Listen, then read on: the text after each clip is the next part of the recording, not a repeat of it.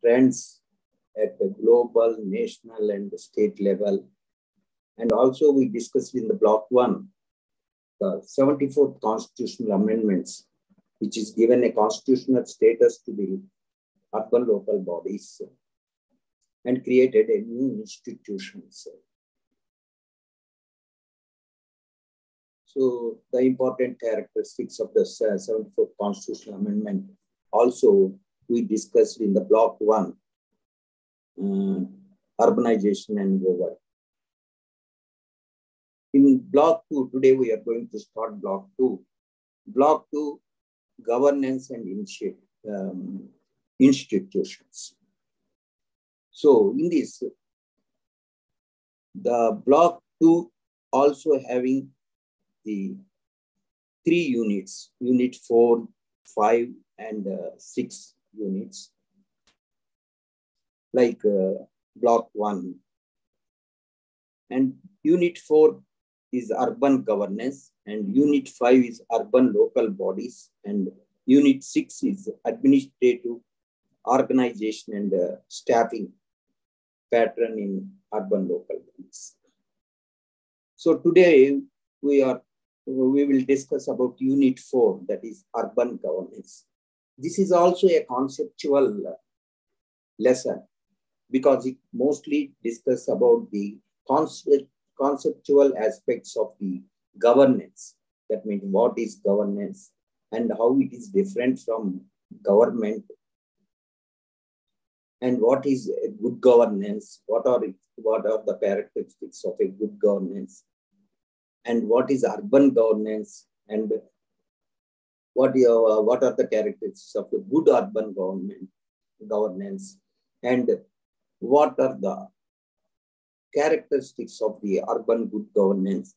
So these conceptual aspects we will discuss in unit 4, that is urban governance. In 21st century, we will call it as a century of urbanization. Urban century, we can call it as an urban century because more than 55% of the global population are living in towns and cities. This we also discussed in the block 1. And cities have become engines of growth and economic significance. That means that cities contributing 60 to 80% of nation's gross domestic product, GDP. So in 21st century, the cities are contributing more to national gross domestic product. That means mostly 60 to 80%, depending upon the countries, it is contributing for the growth of GDP. So globally, urbanization is brought broadly 3 changes. Globally, urbanization. 1, it brought economic development. That means industrialization and non-agricultural sector development, informal sector, that is service sector. Like this, there is the globally urbanization is leading to economic development. And second, productivity. The productivity is increased because of global urbanization. And third, it improves the quality of life. That means we got more benefits, more amenities and facilities to increase our standard of living. So these 3 things are result of our global urbanization. 1, economic development. 2nd, productivity, increasing of productivity. And 3rd, improved quality of life. In India, India is one of the countries in the world fastly urbanizing society. As per projections, urban population would be more than 50% in the next 3 decades. As per projections, you see, India's urban population would be more than 50% in the next 3 decades. Because of this urbanization, we also discussed in the block 1 that is the urbanization has both advantages and disadvantages. This urbanization is creating challenges. To meet these challenges, we require an effective urban administration and governance. Otherwise, it is not possible to face the challenges created by the urbanization. Because I already discussed, we already discussed in the unit that urbanization has an inevitable future in the modern times. So it's a global phenomenon. That's why when urbanization is inevitable, it is creating challenges. To meet these challenges, what we require? We require an effective urban administration and governance. So that's why the block 2 is devoted for urban governance and institutions. When these institutions are strengthened, which will make to face the challenges successfully. That means it successfully achieved the challenges created by the urbanization. So in India, the 74th Constitutional Amendment, which provided constitutional status and uniform governance structure for urban local bodies. To meet these challenges in India, we have passed the 74th Constitutional Amendment.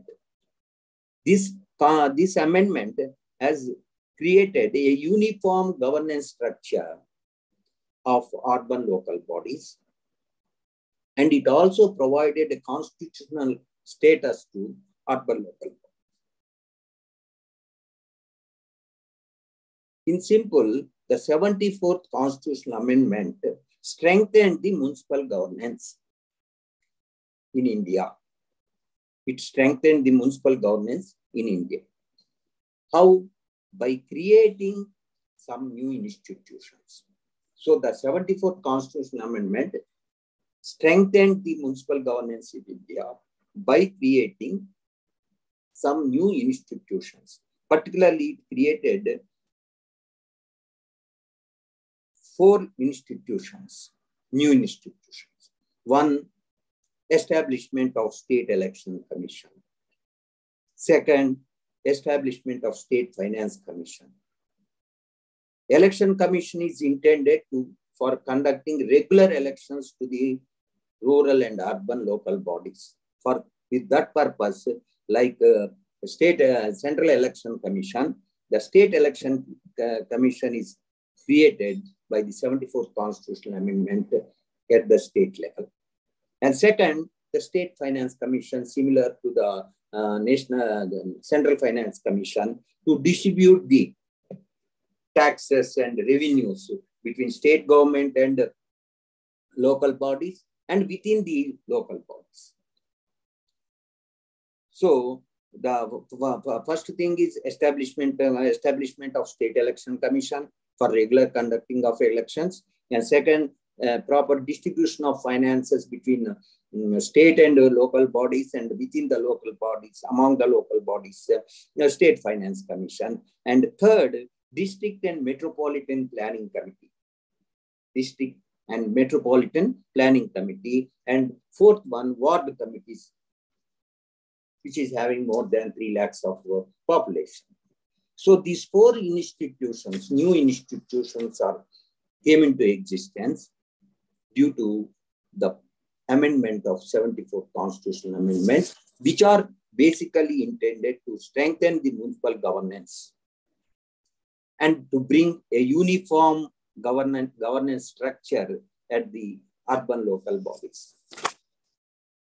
Now, we will discuss about the concepts of what is government, what is governance,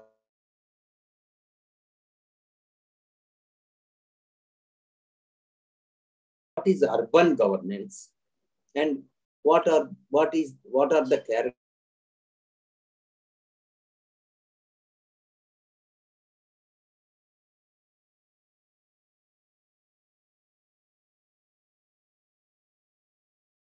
the urbanization and its growth in India.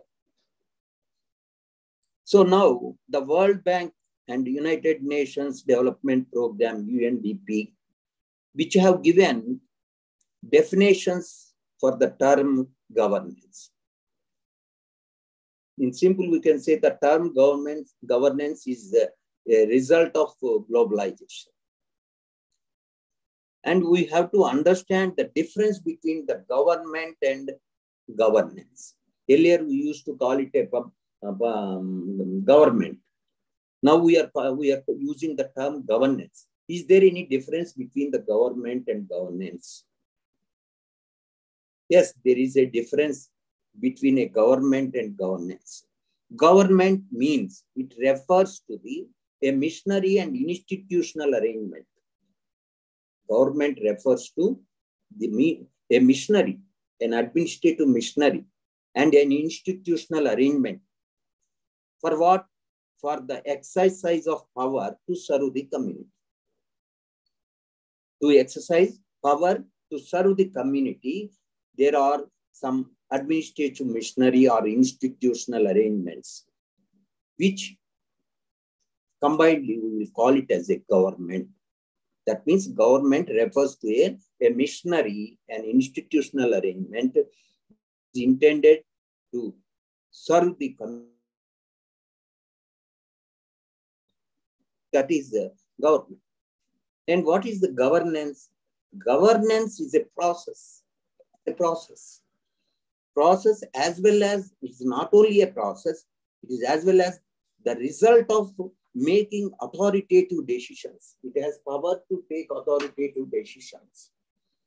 It is a process as well as the having power to take authoritative decisions for the benefit of the society.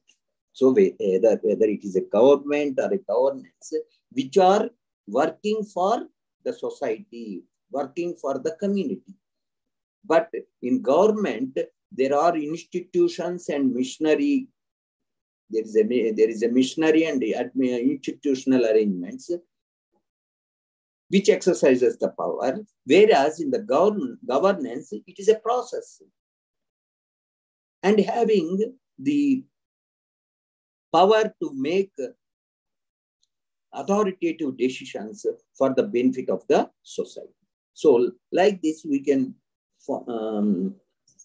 see some difference between government and governance.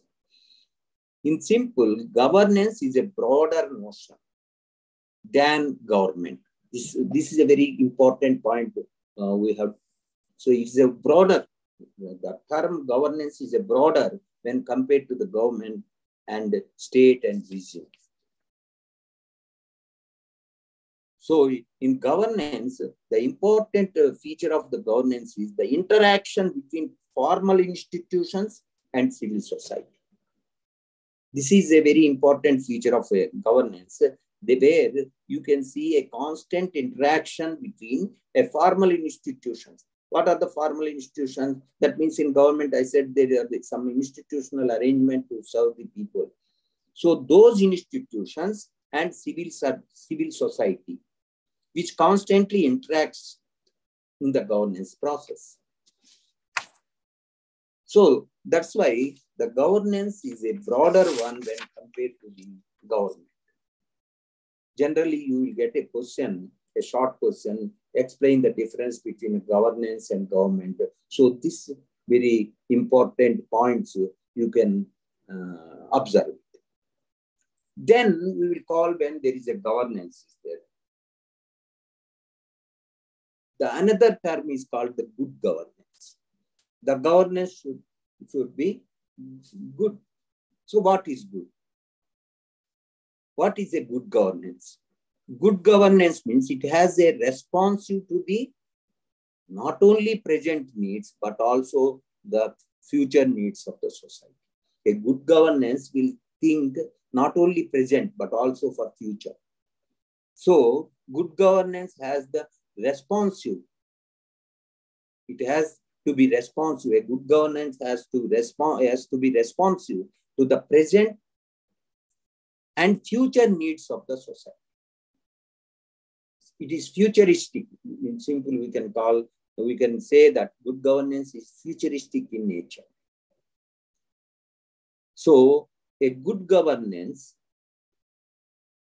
has 8 characteristics. You see 8 characteristics. These characteristics are very important to achieve good governance.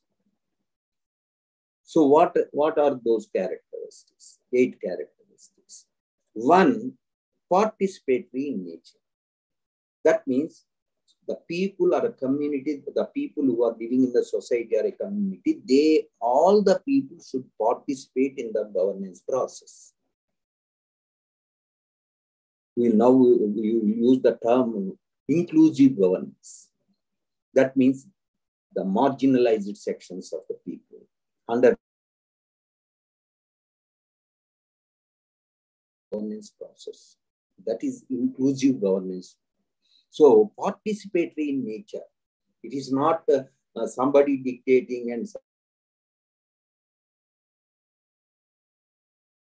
the governance process for betterment of the community. That is the first characteristics of a good governance is participatory in nature. And second, consensus orientation. That means they have to come to some consensus. That means there may be a difference of opinions among the people, but they sit together and they will come to a consensus to do certain activity for the benefit of the community or for the benefit of the society. So the second characteristics is consensus orientation. It is not confrontation, it's consensus. That means the people, there may be a difference of opinion, different people expresses different opinion, but ultimately they should sit together and they should bring some consensus to do certain activity which is beneficial to the community or society. And third one is it is accountable. It is accountable to the people. Accountable to the people. And fourth, transparent. Everything should be open, transparent. That means earlier government, there is a secrecy. There is a Secrecy Act of 1923. So everything in offices, they used to say that it is confidential. It is confidential. So secrecy played a key role in the government process. But whereas in governance, transparency, it should be open. And it should be known to everybody who participate in the process. All the stakeholders who participate in the process, they should know about what is going on in the governance process. That is transparent. That's why in India, we passed an act called Information Act, 2005. So the people can know about by applying through Information Act the information what they required from a public institution. So like this, it is to make a transparent administration. In India, we passed Information Act 2005. And there is an Information Commission.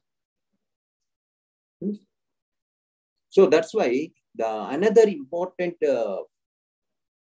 feature of a good governance is transparency. And fifth one, responsive. That means the governance, it should be responsive to the people. it is not only accountable and transparent, but also it is responsive to the people. So for responsiveness, we created certain organizations have created citizen charts that we will discuss in some other lessons. That is citizen charts. Citizen charts explains what is the service to be provided to a citizen in a stipulated time. So that is clearly mentioned in the citizen chart. And sixth one, effective and efficient. The administration should be effective and efficient. And seventh, equitable. That means they should treat all the people equally and equitable opportunities to everybody. Equitable and inclusive. Just now I explained, it should be inclusive. That means all sections of the society should have opportunity to participate in the governance process, irrespective of their social, economic, and cultural background. So they have a role to play in the process of governance. And lastly, rule of law. That means everybody is treated equally as per the law, rule of law. So these 8 characteristics are characteristics of a good governance. Once again, I repeat, one is the participatory in nature, the good governance as the characteristics of a participatory in nature, consensus in orientation, accountable to the people, transparent in governance process, and it should be responsive to the people, and it should be effective and efficient and equitable and inclusive, and finally, rule of law. It should apply rule of law. So it is very different. These characteristics, what we will call it as a mostly these characteristics look like a values. So it is very difficult to ensure these characteristics, these good governance interventions at the ground level. For theoretical purpose, we can say this nature of these characters a good government should have these characteristics. But when you see at the ground level, it is very difficult to achieve these characteristics in the governance. Why? Because of 2 things. Due to certain challenges, because of majorly there are 2 challenges which come on the way to achieve good governance. What are the 2 challenges? One, criminalization of politics. So criminalization of politics means mostly the criminals are entering into the political field. So that's why the criminalization of politics is one of the bottlenecks to achieve good governance at the ground. And second one, corruption. This corruption is a universal phenomenon. It varies from organization to organization and country to country like that. So this corruption and criminalization of politics, which are major challenges to achieve good governance. Therefore, a good governance initiatives need to be intensified. We have to intensify to reach benefits of globalization to common. So the benefits of globalization is not the benefits are not reaching to the common man because of criminalization of politics because of the corruption, high corruption in the administration. So to reach the benefits of this globalization to common man, what we require is good governance initiatives. We have to increase the initiatives of the good governance. We have to intensify the initiatives of the good governance to reach benefits of the globalization to common man. So that's why, since urbanization is a inevitable phenomenon, emerging scenario at the global level, so you have to bring a good governance, good urban governance. So the good urban governance has all these characters, 8 characteristics which we discussed about the good governance. So how to achieve this good governance?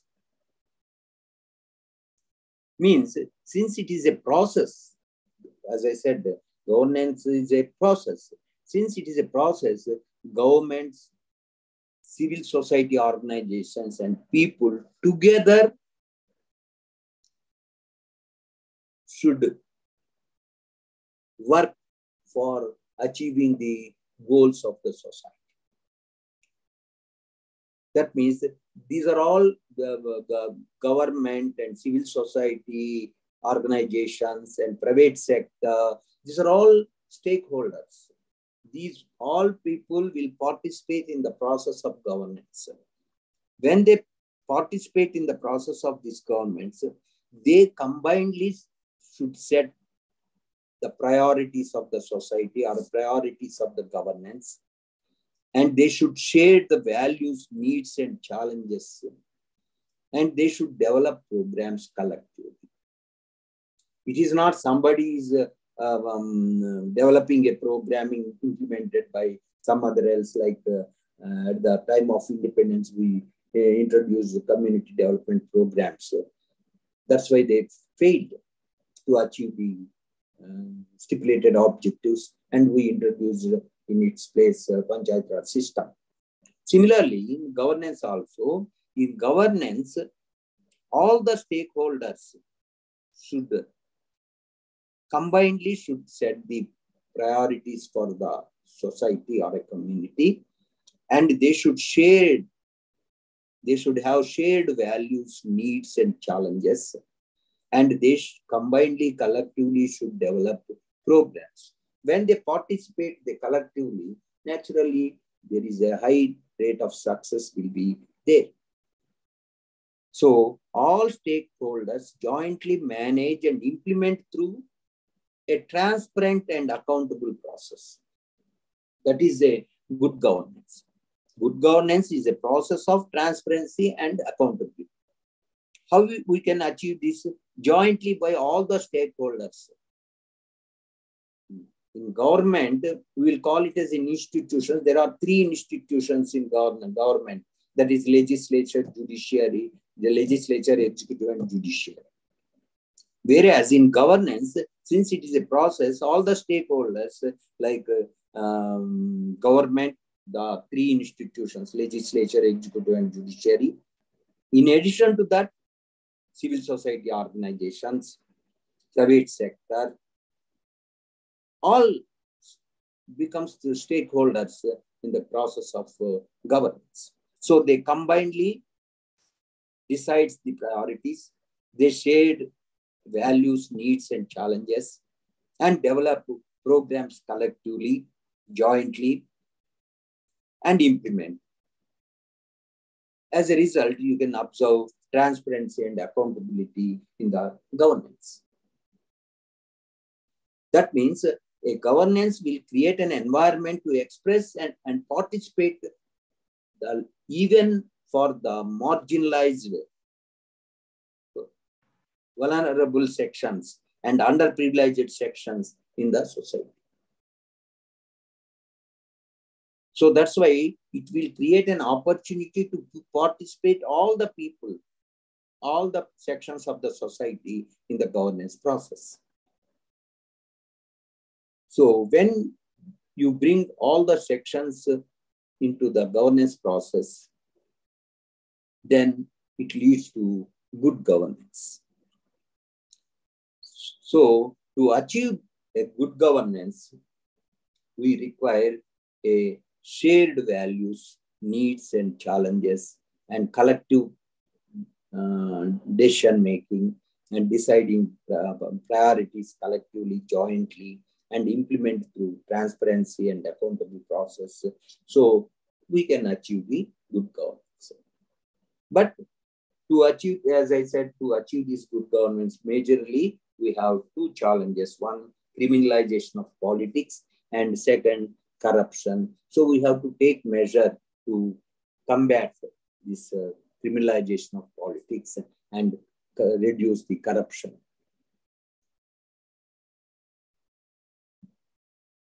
Now, so far we have discussed about what is governance, what is government, how it is different, what is the difference exists between the governance and government, and what is a good governance, and how we can achieve this good governance. These four or five aspects we have discussed. That we will apply to the urban administration. These concepts will apply to the urban administration, those general concepts which are emerging mostly after the globalization of the 1980s in the world and 1990s in India. So those concepts of governance, good governance, these concepts, when you apply to the urban government, urban areas, urban administration, how we can apply those concepts to the urban, to manage the urban areas. So generally, what is urban governance? It's simple. Urban governance refers to plan, finance, and manage the urban areas. Simplest definition for urban governance is urban governance refers to plan, finance, and manage the urban areas. What are the urban areas? Towns and cities. In other words, proper planning, financing, and managing of towns and cities in a country. We will call it as a urban governance. So good urban governance means, what is a good urban governance? We know, we are clear about what is urban governance. Urban governance means managing the towns and cities, planning, financing, and managing the towns and cities of a country. Then what is good urban governance? Good urban governance means no man or woman or child can be denied access to necessities of urban life. When you are living in urban area, to lead urban life, there should be some necessities. Those necessities should be accessible to all men, women, and children who are living in the urban areas. That is good urban. That means no man or no woman, no child who lives in urban areas can be denied access to the necessities of urban life. So what are the necessities of the urban life?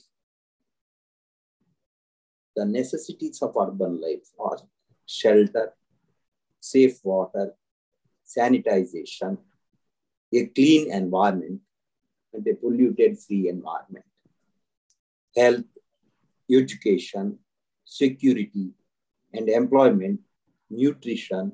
These are all necessities the people who live in urban areas.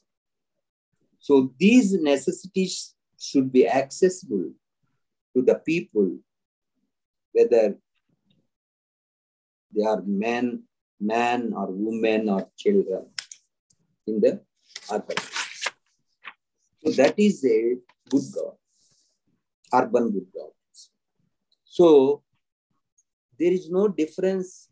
You can't find different characteristics for a good urban governance. Whatever characteristics we discussed about good governance, 8 characteristics, those are, when you apply to the urban areas, then you will call it as a good urban governance.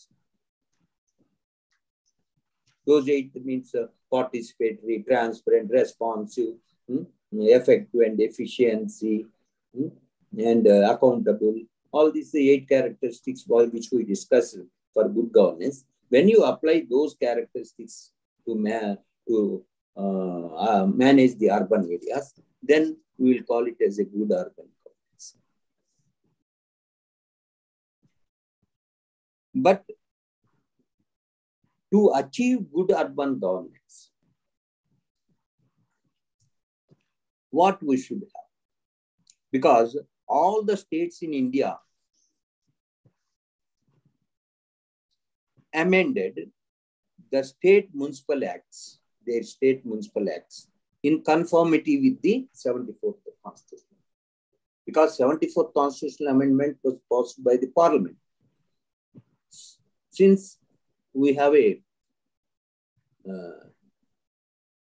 federal state, so all the states should amend its, should make amendments in its state acts. So that's why all the states in India amended their state municipal acts in conformity with the 74th Constitution. That's why you can bring a uniform administrative structure in urban local bodies in the country. For that purpose, all the states amended their acts, their state municipal acts, in conformity with the 74th Constitution. But to achieve good urban governance, so what we require in urban areas? To achieve this good urban governance, what we require? So one, political commitment. There should be political will. Any reform will get success only with political will.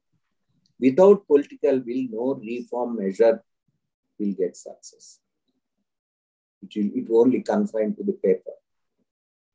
If it practicable, if it is practical, when it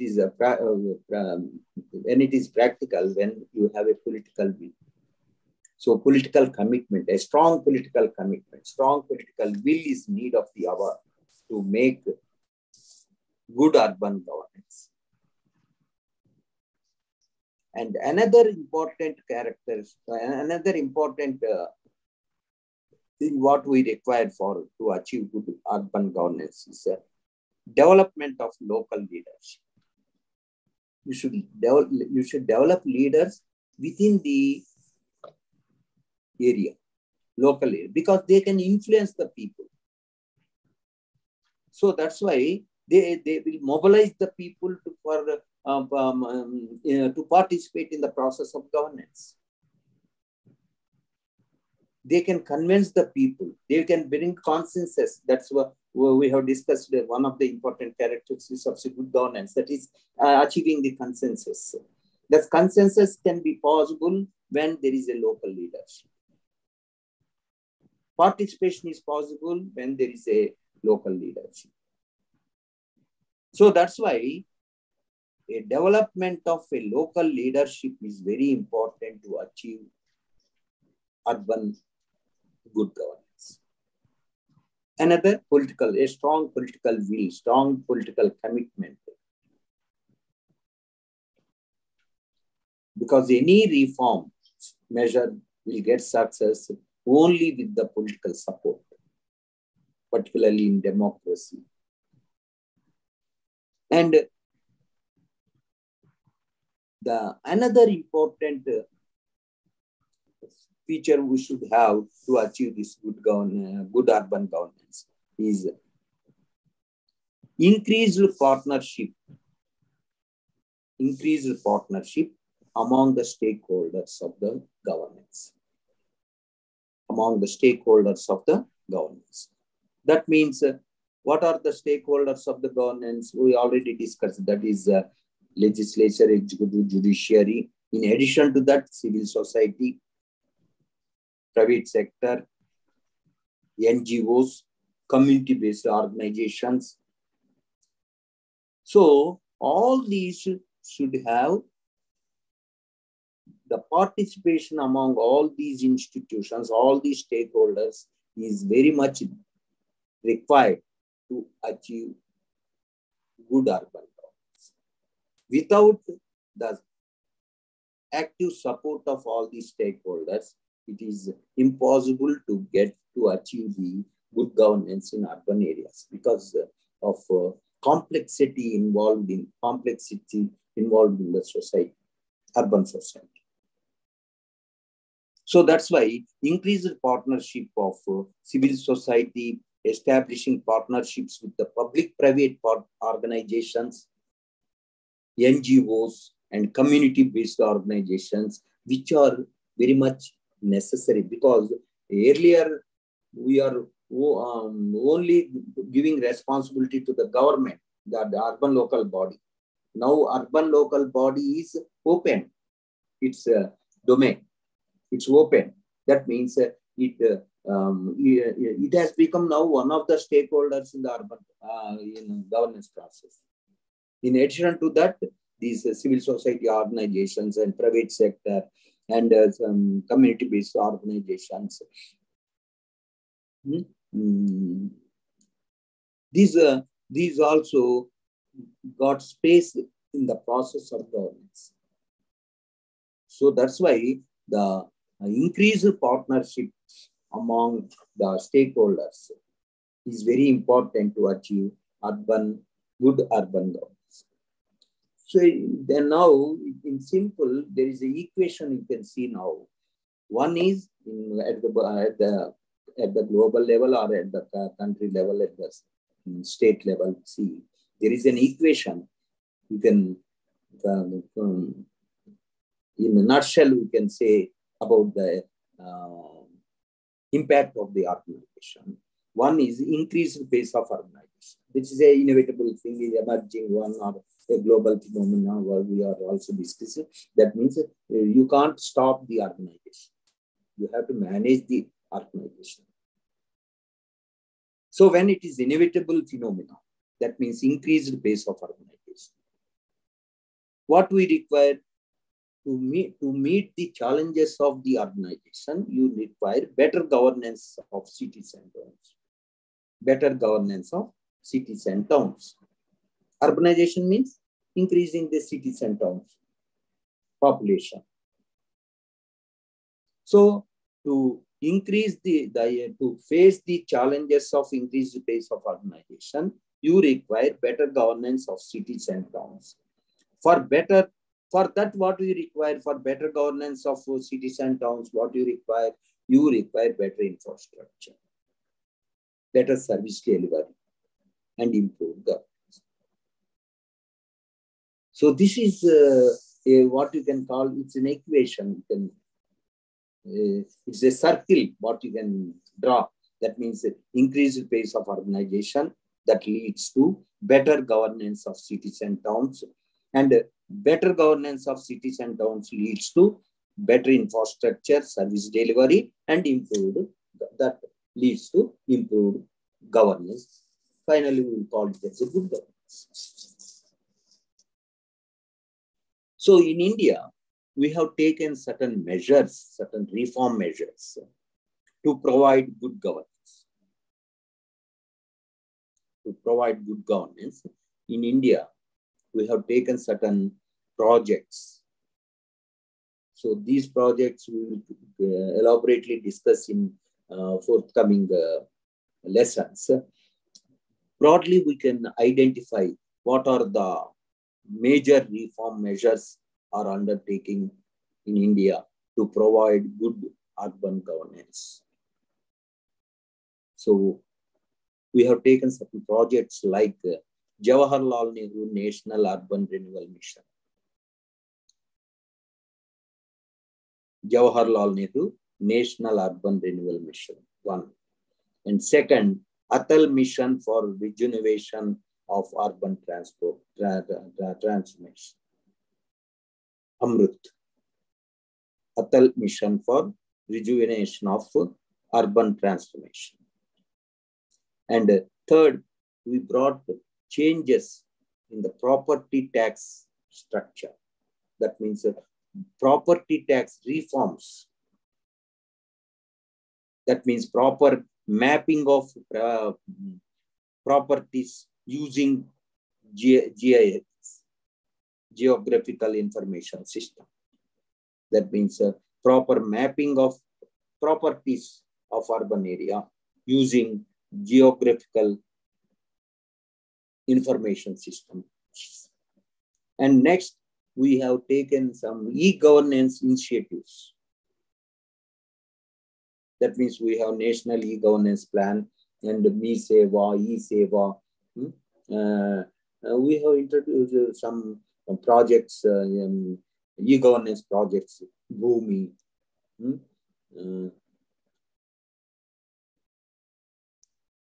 In registration department, some measures. So like this e-governance initiatives we have introduced to achieve the good governance. The basic purpose of these e-governance initiatives is to give better services to the people and reduce the corruption. These are two important motives of e-governance. And to achieve a transparency in the administration. And another measure we are taking to achieve urban governance in India is the public-private participation, PPP. That means to improve the urban infrastructure facilities, we are adopting PPP model. That means public-private partnership models in urban local bodies for the development of urban infrastructure and delivery of services. So private sector is encouraged to invest in some urban projects. That means we are gradually giving to the privatization. This PPP is one of the methods of privatization, one of the modes of privatization. So gradually, we are urban services, we are privatizing, whether through directly giving to the private parties, private sector, or making a party, that means public-private participation model to improve the urban infrastructure and provide better services delivery, service delivery to the people. And another thing is the corporate social responsibility. Corporate social responsibility. It means according to Company Act 2013, the public or private companies are exempted or expected to spend 2% of their profits to welfare and developmental activities. As per Companies Act 2013, the public and private companies are expected to spend 2% of their profits for welfare and developmental activities. So for that, the income tax exemption is provided to those companies, whether it is a public or a private company, whatever it may be. Whatever the profit they earn, 2% of it they have to spend for welfare and developmental activities. that is corporate social responsibility. So these urban local bodies can utilize these funds for various developmental activities, because in the urban area means industrialization, commercialization, various organizations, they earn profit. So by using this corporate social responsibility, so every company, whether it is a private or public, whatever earns profit, 2% of it will be utilized for the development of urban area and development and welfare of the urban areas. For that, those companies will get income tax exemption. In that way, these public private companies can participate in the development process of urban areas.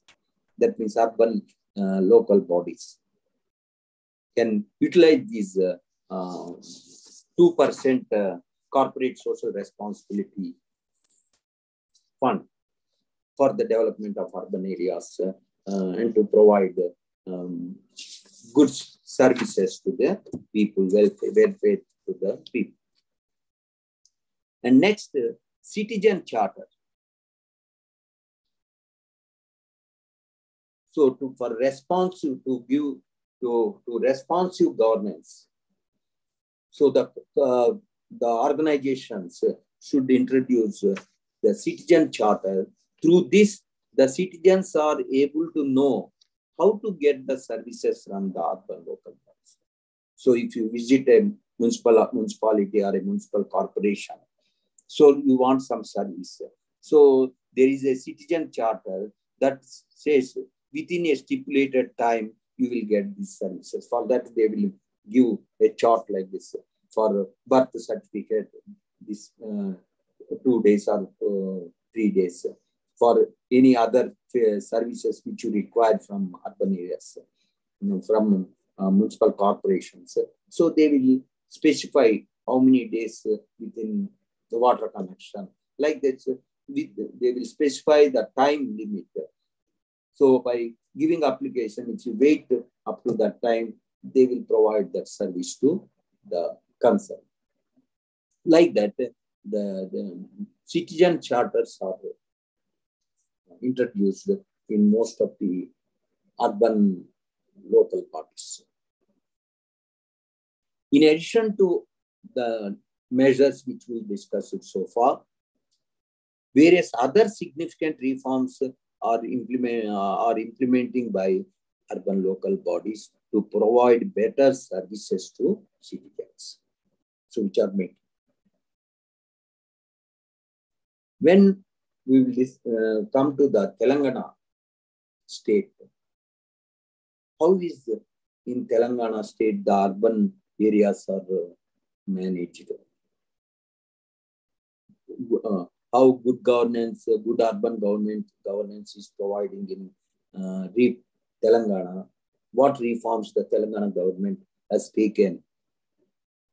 See, in Telangana, we have 38.64% of urban population. 38.64% of urban population. So for that, the Telangana government enacted Telangana Municipality Act. Telangana Municipality Act 2019. The purpose of this act is to provide more transparent governance to the urban governance to the people, to provide services time-bound services, and to make it accountable, and to make it a citizen-centric governance of urban local. So what are the already whatever characteristics we discussed about the urban good governance. So to achieve those urban good governance characteristics, the Telangana government enacted Telangana Municipalities Act 2019 to provide good urban governance to the people, that is for more transparent and time-bound and accountable and citizen-centric governance to the people, urban local bodies who lives in urban local bodies.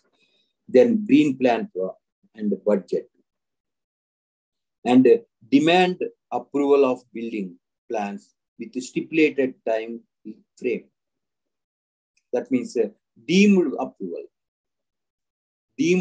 of building plans.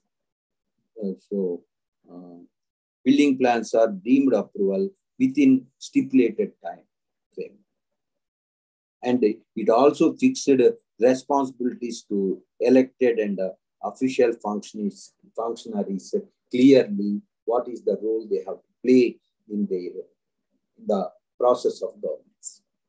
So like this, the Telangana government has taken certain measures to provide good urban governance to the people through urban local bodies. So with this, we will conclude that the urbanization, since it is a inevitable and emerging scenario, both at the global, national, and state level, and it creates certain challenges. To face these challenges, we require better governance and better administration at the urban local bodies. So to achieve this good urban governance, so these are the measures are taking in India and the state level. So all these measures, when properly implemented and remove the hurdles which are coming on the way, then only you can achieve the concept of good urban